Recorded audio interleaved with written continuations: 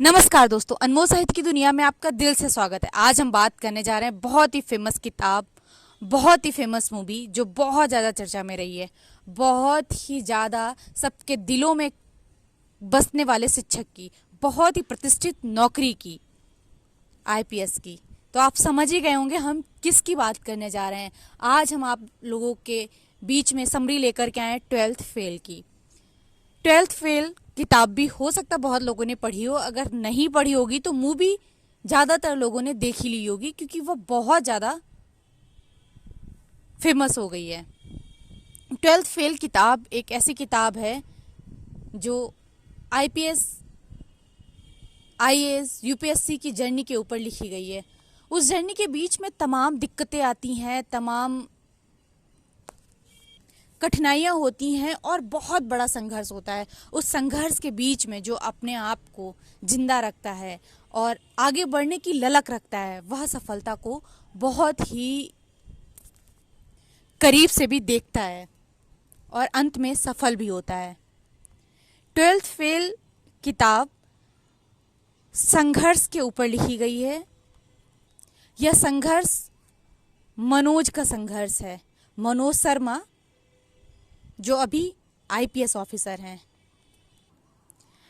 UPSC की तैयारी के दौरान में हर साल जोश से भरे हजारों लाखों युवा इस संघर्ष के मैदान में उतरते हैं। इसमें से कुछ सफल होते हैं और राष्ट्र की सेवा के लिए निकल पड़ते हैं, पर कुछ मन को छूकर निकलते हैं। यूपीएससी की सफलता के इतने करीब पहुंच जाते हैं कि वो सफल भी नहीं हो पाते और असफल भी नहीं होते हैं क्योंकि उनका संघर्ष बहुत बड़ा होता है। उन्होंने तैयारी बहुत की होती है, उन्होंने परिश्रम बहुत किया होता है। इस परीक्षा के दौरान अगर कोई सफल नहीं भी होता है तो भी उसने संघर्ष इतना ज़्यादा कर लिया है कि वह सफलता कहीं ना कहीं उसकी ज़िंदगी में अवश्य काम आती है। बात करते हैं विकास दिव्यकीर्ति सर की, जिनको आप सब बहुत अच्छे से जानते होंगे, सबके प्रिय शिक्षक में से हैं और हिंदी की नींव को रखा, हिंदी को बहुत ज़्यादा आगे बढ़ाया है और मजबूत किया है। सर मनोज सर के शिक्षक थे जिन्होंने पढ़ाया था। विकास दिव्य कीर्ति सर कहते हैं, जब कभी आंख बंद करके इन दोनों की कहानी याद करता हूं तो दुनिया पर भरोसा बढ़ जाता है। कहने वाले लाख कहते रहे कि आजकल दुनिया में प्यार और ईमानदारी का अकाल पड़ा हुआ है, या कि आज की दुनिया धोखाधड़ी और बेईमानी पर टिकी है, पर मुझे दुनिया की अच्छाई पर भरोसा बनाए रखने के लिए कुछ उदाहरण काफ़ी लगते हैं। उनमें से सबसे बड़ा उदाहरण मनोज सर और श्रद्धा मैम का है। यह कहानी शुरू होती है मनोज के 12th फेल होने से। वह परीक्षा में फेल हो जाता है क्योंकि उसको स्कूल में नकल करने को नहीं मिलती है। उसके बाद उसके स्कूल में एक आईपीएस ऑफिसर आते हैं जो उस नकल को पकड़ते हैं, फिर वह उसको दोबारा मिल जाते हैं, उनसे वह सीखता है और आगे बढ़ता है और वह 12th पास कर लेता है। उसके बाद वो सोचता है कि उसे आईपीएस ऑफिसर बनना है और उस तैयारी के लिए वे दिल्ली चले जाते हैं। जब दिल्ली जाते हैं तो उनको वहाँ बहुत ज़्यादा संघर्ष करना पड़ता है क्योंकि आर्थिक स्थिति इतनी कमज़ोर होती है कि सारे काम करने पड़ते हैं।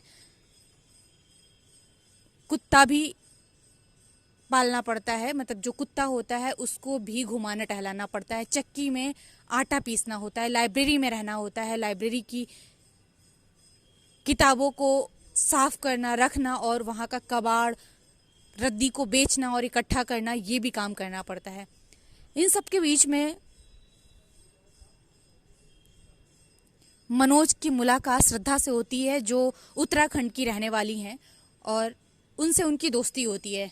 श्रद्धा बहुत अच्छी पढ़ने में, बहुत ही साफ दिल की, जो मनोज का साथ देती हैं। मनोज को श्रद्धा से प्यार हो जाता है और श्रद्धा भी पूरी ईमानदारी के साथ मनोज के साथ रहती हैं, मनोज को प्यार करती हैं और मनोज को आगे बढ़ने में श्रद्धा पूरी मदद करती हैं, मानसिक रूप से, आर्थिक रूप से भी। मनोज का एक बार खुद से भरोसा टूटने लगता है, पर श्रद्धा मनोज को आगे बढ़ने के लिए प्रेरित करती हैं और मनोज के संकल्प को और भी ज़्यादा मजबूत कर देती हैं। ऐसे लाखों युवा इस संघर्ष में दौड़ते हैं, आगे बढ़ने के लिए पूरी कोशिश करते हैं, पर सफलता कुछ लोगों को मिलती है। उस सफलता में जिसका संघर्ष सबसे बड़ा होता है, वह एक दिन चमकता तारा जरूर बनता है। मनोज की कहानी, मनोज का सफल होना सच में एक मूवी जैसा लगता है, क्योंकि इतना संघर्ष, इतना जुनून और इतनी मेहनत, सफलता तो एक दिन मिलनी ही थी। इन सब के बीच में स्थिति बहुत ज़्यादा कमज़ोर भी होती है, उतार चढ़ाव आते रहते हैं। मनोज के घर की भी स्थिति बिल्कुल अच्छी नहीं थी, पापा नौकरी से सस्पेंड हो गए थे। फिर भी मनोज के घर वालों ने और मनोज ने निराश जैसे शब्द को अपनी ज़िंदगी से लगता है निकाल ही दिया था। मनोज कई बार परीक्षा देते हैं और सफल नहीं हो पाते हैं, पर जब अंत में परीक्षा देते हैं तो सफल होते हैं। उस सफलता के बीच में मनोज कई बार अपने आप को टूटता हुआ पाते हैं, पर श्रद्धा हमेशा उनके लिए मजबूत बनकर के सामने उभर के आती हैं और मनोज श्रद्धा का साथ पा करके इस सफलता को हासिल करते हैं। सुनाते हैं आपको इसी किताब का एक हिस्सा। 12 मई फाइनल रिजल्ट का दिन था। शाम को 5 बजे सिविल सर्विसेज का फाइनल रिजल्ट यूपीएससी के बोर्ड पर लगना था। इंटरव्यू देने वाले सभी लोग आज इसी उम्मीद में थे कि उनका फाइनल सिलेक्शन हो ही जाएगा, जबकि 2/3 लोगों का सिलेक्शन होना ही नहीं था, चाहे कुछ भी हो जाए। होने ना होने की इस जद्दोजहद तब तक चलती रहती है जब तक फाइनल सिलेक्शन नहीं हो जाता। कोई भी विद्यार्थी गारंटी के साथ या नहीं कह पाता कि उसका सिलेक्शन पक्का है। एक पल को उम्मीद बनती है, दूसरे ही पल निराशा छा जाती है। एक पल को सब बनता हुआ नजर आता है और दूसरे ही पल सब बिखर जाता है। शाम के 4 बज गए। मनोज ने रिजल्ट देखने से पहले आशीर्वाद लेने के लिए अपने पिता को फोन किया। पिता अभी भी झाबुआ में सस्पेंड थे। पिता ने फोन उठाया तो मनोज ने पिता से कहा, पापा आज मेरा सिविल सर्विस का फाइनल रिजल्ट आने वाला है। मनोज के अब तक सकारात्मक रिजल्ट नहीं आए थे, पर इस बार पिता ने बहुत ही उम्मीद भरी आवाज से, उत्सुकता से मनोज से कहा, अच्छा, मैं चाहता हूं कि तू आईपीएस बन जाए। पिता के मुंह से ऐसा सुंदर आशीर्वाद सुनकर मनोज उत्साहित हो गया। उसने कहा, आपका आशीर्वाद रहा तो जरूर सफल हो जाऊंगा। मनोज की बात सुनकर पिता अपनी ओरिजिनल भारी आवाज पर आ गए। अगर तू आईपीएस में सेलेक्ट हो जाए तो इस डिप्टी डायरेक्टर को नहीं छोड़ूंगा, जेल की चक्की पिसवाऊंगा। बहुत उड़ता है साला, तब बताऊंगा कि आईपीएस का बाप क्या होता है। मनोज के आईपीएस बनने की कल्पना करते हुए अपने शत्रु और वरिष्ठ अधिकारी डिप्टी डायरेक्टर को बर्बाद करने का सुनहरा सपना पिता ने देख लिया। मनोज के चेहरे पर पिता की कल्पना के कारण हल्की मुस्कान तैर गई। श्रद्धा और मनोज ऑटो से रिजल्ट देखने यूपीएससी के ऑफिस पहुंच गए। यूपीएससी के गेट पर जहां ऑटो रुका, वहां रिजल्ट देखने वालों की भीड़ पहले से खड़ी थी। ट्रैफिक संभालने वाले सिपाही को इस भीड़ से ट्रैफिक संभालने में दिक्कत हो रही थी। दोनों उस भीड़ के पास खड़े हो गए। सिपाही ने मनोज को लगभग धकेलते हुए आगे बढ़ने के लिए कहा। यूपीएससी के गेट के नजदीक पहुंचते ही मनोज की धड़कनों ने अपनी गति बढ़ा दी। गेट के अंदर खड़े सभी लोगों को गेट के बाहर खदेड़ दिया गया। कर्मचारियों ने गेट अंदर से बंद कर लिया। नोटिस बोर्ड पर 5 मिनट में रिजल्ट लगा दिया गया। मनोज को यह 5 मिनट जैसे 5 युग जैसा लग रहा था। गेट खुलते ही भीड़ लगभग दौड़ते हुए गेट के अंदर घुस गई। रिजल्ट देखकर कोई खुशी से नाच रहा, कोई रो रहा, कोई जमीन पर माथा पकड़े बैठा हुआ, कोई बेहोश हो गया। मनोज की हिम्मत नहीं हुई रिजल्ट देखने की। उसने श्रद्धा को रिजल्ट देखने के लिए भेजा और खुद गेट के बाहर जाकर खड़ा हो गया। अब यह सब कुछ श्रद्धा ही देख रही थी। श्रद्धा की हाँ पर निर्भर है। कुछ लड़के हंसते हुए, खुशी में झूमते हुए बाहर आ रहे थे और कुछ रोते हुए। बस यही 2 श्रेणियां थीं आज यहाँ यूपीएससी के दरवाजे पर। अविनाश अपना रिजल्ट देखकर बाहर आया। अविनाश की चाल सुस्त और चेहरा उतरा हुआ था। अविनाश इस किताब का चरित्र है। मनोज ने अविनाश से उसका रिजल्ट पूछा तो उसने कहा ना, मैं गर्दन हिला दी और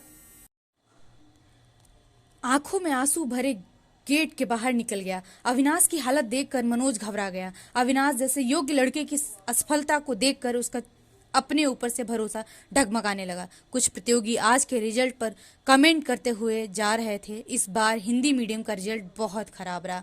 इन सब बातों से घबराया मनोज सांस रोककर बस श्रद्धा का इंतजार कर रहा था। तभी उसे सामने से श्रद्धा आती हुई दिखी। श्रद्धा धीरे धीरे उसके नजदीक आ गई। उसके चेहरे पर गंभीरता थी। श्रद्धा का यह रूप देखकर मनोज का दिल धक्क से रह गया। वह समझ गया कि श्रद्धा कोई बुरी खबर सुनाने वाली है। उसने श्रद्धा से कहा, क्या हुआ श्रद्धा, जल्दी बताओ। उसकी बेचैनी उसके चेहरे से साफ झलक रही थी। श्रद्धा ने बुझे हुए शब्दों में कहा, मनोज। इतना कहकर श्रद्धा कुछ देर रुकी। 3-4 सेकंड तक वह मनोज का निराशा में डूबा हुआ चेहरा देखती रही। फिर श्रद्धा लगभग चीखते हुए बोली, तुम IPS बन गए हो मनोज। मनोज को अपने कानों पर यकीन नहीं हुआ। उसने श्रद्धा से कहा, क्या कहा श्रद्धा, फिर से कहो। श्रद्धा ने उसी उत्साह में फिर से वही वाक्य दोहराया, मनोज तुम IPS बन गए हो। मनोज को अभी भी यकीन नहीं हो रहा था। उसने जल्दबाजी में कहा, क्या तुमने सही रोल नंबर देखा है? क्या नाम मेरा ही था? कोई गलत रोल नंबर तो नहीं देख लिया? पर श्रद्धा ने एकदम सही रोल नंबर देखा था। मनोज ने गहरी सांस लिया। सुकून और सुख की सांस थी। दोनों ने वापस नेहरू विहार जाने के लिए ऑटो रोका और उसमें बैठ गए। पास में वही सिपाही खड़ा हुआ था जिसने मनोज को धक्का दिया था। सिपाही ने उत्सुकतावश मनोज से पूछा, क्या रिजल्ट रहा आपका? मनोज ने कहा, IPS। मनोज का जवाब सुनकर सिपाही ने उसे एक सैल्यूट मारा। वह आश्चर्य से सिपाही को देखता रहा। एक ही दिन में एक रिजल्ट से पूरी दुनिया का नजरिया उसके लिए बदल चुका था। वह ऑटो से उतरा और उसने अनजान सिपाही को गले लगा लिया। मनोज की आंखें भीग गई थी। सिपाही भी गले लगाने वाले IPS से पहली बार मिल रहा था। ऑटो नेहरू विहार की ओर चल दिया। ऑटो में मनोज के बाल लहरा रहे थे। पास बैठी श्रद्धा की आंखों में भी खुशी के आंसू छलक आ रहे थे। ये सिर्फ कहानी यहीं पे आके नहीं रुकी। मनोज IPS बन जाते हैं और श्रद्धा भी बन जाती हैं। दोनों अभी भी साथ में हैं। उन लोगों को सैल्यूट करना चाहिए। दोनों लोगों ने इतनी मेहनत की और उस सफलता के मुकाम तक पहुंचे जिसका वो बेसब्री से इतने दिनों से इतने संघर्ष करने के बाद वो देख रहे थे और वह रिजल्ट उनको मिला। ये कहानी इतनी फेमस होती है कि उनके ऊपर अभी एक मूवी तक बन गई है। दोस्तों, जो लोग UPSC की तैयारी कर रहे हैं, स्टेट सर्विस की तैयारी कर रहे हैं, उन सभी लोगों को यह किताब ज़रूर पढ़नी चाहिए। मैंने किताब या पढ़ी है तो मैं आपको बता सकती हूँ। आप जब इस किताब को पढ़ेंगे तो इसमें बहुत सारे पल ऐसे हैं, बहुत सारे शब्द ऐसे हैं जिनको पढ़ के आप भावुक हो जाएंगे और आपको ये सिर्फ उनकी कहानी नहीं लगेगी, आपको खुद अपनी कहानी लगेगी कि मेरे साथ भी ऐसा हुआ, हमें भी ऐसी दिक्कतें झेलनी पड़ सकती हैं या पड़ी हैं। आप पढ़ के इसको भावुक होंगे और इससे सीख लेंगे कि किस तरह से मनोज की तरह इतनी कठिन परिस्थितियों में भी संघर्ष करके आगे बढ़ा जा सकता है और अपने लक्ष्य को पाया जा सकता है। अगर आप यह किताब नहीं पढ़ पा रहे हैं, समय का अभाव है, तो आप मूवी देख लीजिए जो आपको बहुत कुछ सिखाएगी। बहुत ही शानदार, बहुत ही अच्छी और भावुक करने वाली और संघर्ष के लिए आपको प्रेरणा देने वाली। अगर आपको हमारी समरी अच्छी लगी हो तो लाइक करिए, शेयर करिए एंड सब्सक्राइब करिए। धन्यवाद दोस्तों, मिलते हैं किसी नेक्स्ट वीडियो में।